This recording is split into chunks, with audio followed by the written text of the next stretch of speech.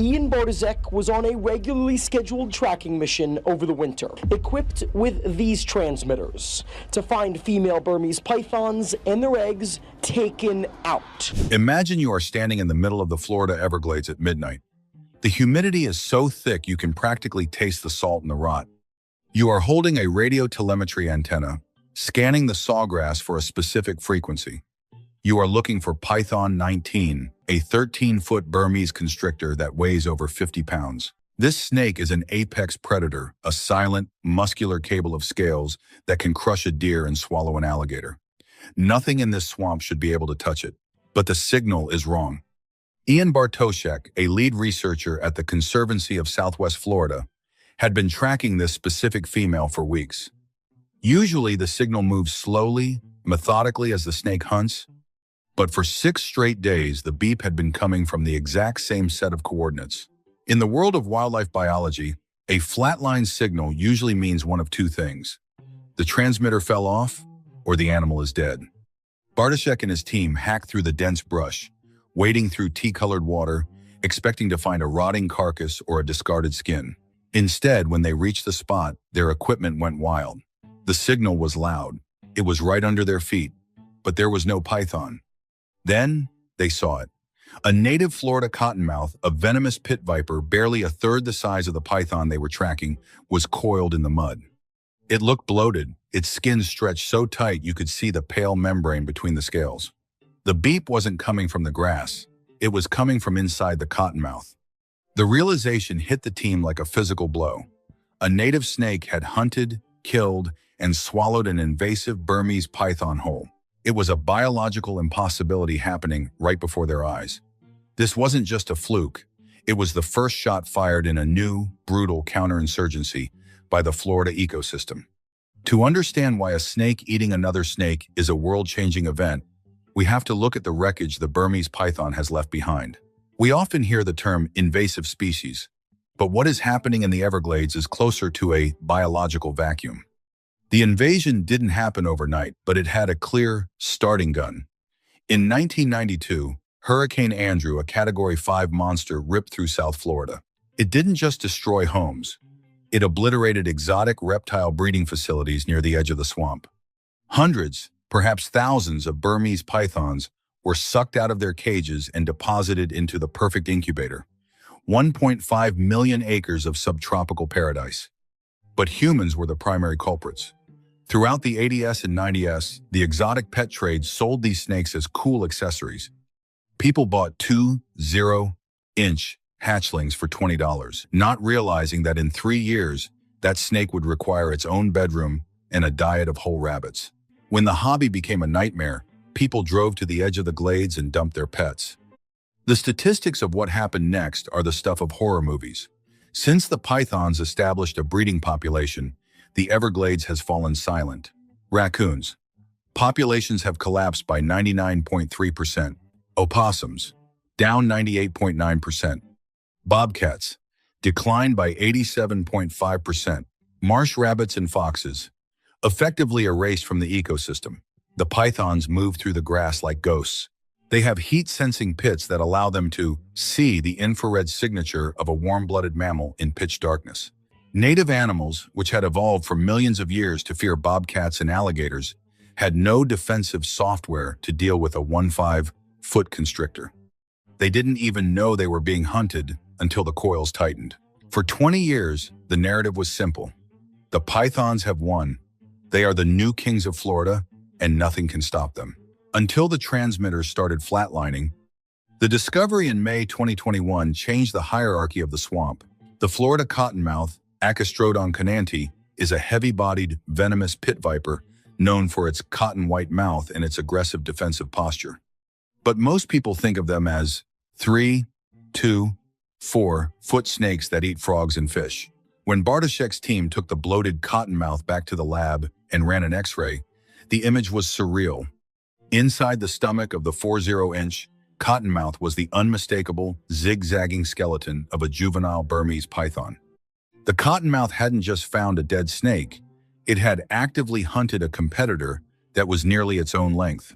This is what biologists call ophiophagy, the specialized behavior of snakes eating other snakes. While cottonmouths have always been known to eat native racers or water snakes, the fact that they are now targeting the invasive kings of the swamp suggests a massive shift in behavioral ecology. How a David kills a Goliath. How does a smaller venomous snake take down a muscular constrictor? It's a battle of chemical warfare versus mechanical strength. The cottonmouth uses a hemotoxic venom that dissolves tissue and destroys blood cells. Against a mammal, it's painful. Against a young python, it's a total system shutdown. The cottonmouth doesn't engage in a wrestling match. It strikes with lightning speed, injects a massive dose of venom, and then backs off. It waits. The python, lacking the immunity that its Southeast Asian ancestors might have had against similar vipers, begins to die from the inside out. Once the constrictor's heart stops, the cottonmouth begins the slow, laborious process of unhinging its jaws and walking its teeth down the length of the intruder. By consuming the python whole transmitter, and all the cottonmouth wasn't just getting a meal, it was sending a message to the researchers. The home team is starting to fight back. If the cottonmouth is the silent assassin of the swamp, the Florida bobcat, Lynx rufus, is the guerrilla fighter. For 2 decades, we thought bobcats were merely victims of the python invasion, their numbers dropping by over 87% as their food sources, rabbits, and rodents were vacuumed up. But recent footage from the Big Cypress National Preserve has revealed a shocking reversal. The prey is becoming the predator. In June 2021, a set of motion-activated wildlife cameras captured something never before documented in the history of the Everglades. A 5-pound female bobcat was seen approaching a massive python nest. This wasn't a casual encounter. The bobcat didn't just stumble upon the eggs. She stalked the area, scenting the air with predatory intent. The mother python, a gargantuan 5-foot constrictor, was coiled directly over her clutch of nearly 40 eggs. In a display of incredible bravery, or perhaps sheer desperation, the bobcat didn't run. She attacked. Using her lightning-fast paws and razor-sharp claws, the cat slashed at the snake's head, forcing the giant to retreat just enough for the bobcat to snatch an egg. This happened night after night. The bobcat would return, harass the queen of the swamp, and slowly dismantle the next generation of invaders. This is the first photographic evidence of a native North American mammal systematically raiding a python nest. The message was clear. The local wildlife has stopped running. They are now targeting the pythons at their most vulnerable stage before they even hatch. But it's not just about eating eggs. Researchers have found bobcat tracks surrounding half-eaten python carcasses. They've found chewed radio transmitters, the same ones Dr. Bartoszyk's team implanted regurgitated in hairballs near feline trails. The bobcats are learning. They have figured out that while a 0-foot adult python is a death trap, a 5-foot juvenile is a protein-rich meal. They are hunting the hunters. For a long time, the internet was flooded with images of the python versus alligator wars. We saw photos of pythons exploding after trying to swallow a gator, or gators being strangled in the tall grass. It felt like a stalemate. But the latest data from the Python Elimination Program suggests that the American alligator, Alligator mississippiensis, is finally winning the home turf advantage. Alligators are prehistoric survivors. They have been in Florida for millions of years. When the pythons first arrived, the gators were caught off guard by the snake's ambush tactics. But alligators are highly intelligent social animals. They learn. In Dr. Bartoszyk's study of 19 tracked pythons, 5 of them were killed and eaten by alligators. That is a 26% mortality rate caused by a single native species. One of the gators responsible was a 9-foot male that had clearly made a habit of patrolling snake highways. The alligators are reclaiming the deep water canals and the limestone solution holes. They are no longer just fighting pythons. They are systematically hunting them. A 10-foot python might be a terror to a raccoon, but to a 1,000-pound alligator, it's just a giant worm that can't bite through armored scales. The king of the Everglades is back on his throne, and he's hungry for invasive meat. While the ground war rages, a silent battle is happening in the canopy. The Everglades is a critical stopover for migratory birds, and the pythons have decimated over 58 different bird species, but the birds of prey are starting to strike back. Trackers have recovered python transmitters in flooded areas directly beneath perfect perching spots. Red-shouldered hawks and great horned owls, the tigers of the sky, have been documented snatching juvenile pythons right out of the sawgrass. To a hawk, and 1/8-inch baby python looks exactly like the native water snakes they've been hunting for millennia. By removing the juveniles, these birds are preventing the invisible army from ever reaching adulthood. They are the Air Force in this multi-front war, providing pressure that the pythons never expected. We see the bobcats slashing at nests. We see the cottonmouths swallowing transmitters. We see the alligators reigning supreme. It feels like a triumph. It feels like the home team is winning. But we have to be honest. A single female python can lay up to 100 eggs in a single clutch. They mature at an incredible rate and can live for over 20 years.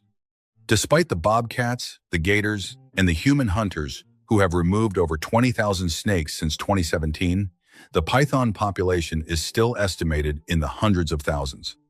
The aftermath we are witnessing isn't the end of the war.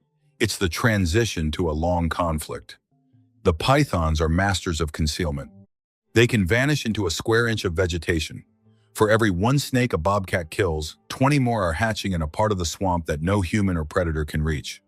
The footage of a cottonmouth swallowing a 1-3-foot python signal is more than just a viral moment. It is a symbol of biological resilience.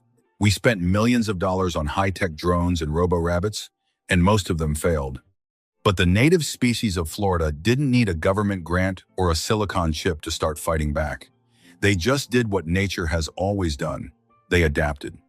The Everglades is currently the site of the world's most intense evolutionary experiment. We are watching predators learn to hunt a monster in real time. We are watching the emperor snakes return and the kings of the canal reclaim their water. Does this mean the pythons will go away? Probably not. They are likely a permanent part of the Florida landscape now. But it does mean that the ecological apocalypse has been slowed down. The swamp is no longer a buffet for the pythons. It is a war zone. The home team is scoring points. The beeps from the bellies of cottonmouths prove that the Everglades isn't ready to die yet. It's fighting for every inch of grass, every drop of water, and every breath of life. This isn't just a story about snakes. It's a story about the stubbornness of life. The ghost map is being redrawn every single night in the mud of Florida. So one last question for the community. If you were a scientist with $1 billion budget, would you spend it on more robots? Or would you spend it on breeding an army of indigo snakes and protecting the bobcat territories? Which side of the war would you bet on? Comment Team Nature or Team Tech below. While we witness the physical battles between cottonmouths and pythons, a much more silent and permanent change is happening at the molecular level. Scientists from the U.S. Geological Survey, USGS, recently uncovered a staggering detail. The Burmese pythons in the Everglades are no longer pure. Genetic testing has revealed that a significant portion of the Florida population carries genetic markers from the Indian rock python. In their native Asia, these two species live in different habitats. One prefers the swamps, the other prefers higher, drier ground. But in the chaos of the Florida invasion, they have interbred. This is what biologists call hybrid vigor. The resulting super python is potentially more resilient to cold weather than a pure Burmese python and more aggressive than an Indian rock python. This genetic cocktail means the invaders are literally evolving in real time to fit the Florida landscape. They are becoming a ghost species, one that doesn't exist anywhere else on Earth. We have to face a brutal reality. The Everglades will likely never return to what it was in 1980. We are moving toward a hybrid ecosystem. This is a world where the native species, the alligators, the indigos, and the bobcats have to incorporate an Asian invader into their daily survival math. In this new normal, the python has become a permanent, central node in the food web. It is a source of massive protein for those brave enough to hunt it, and a constant shadow for those who are hunted. The aftermath isn't a graveyard, it is a rebirth. It is the birth of a rugged, high-stakes wilderness, where every native animal has been forced to level up its predatory game just to stay alive. The story of the swallowed transmitters and the raided nests teaches us that nature is not a static museum. It is a fluid, violent, and incredibly creative force. Humans might have started this fire by dumping their pets, and we might be trying to put it out with drones and bounty hunters. But the real first responders are the ones with scales and claws. Don't forget to like, subscribe, and hit that notification bell. We've got more deep dives into the world's most dangerous ecological frontlines coming your way. Thanks for being part of the journey.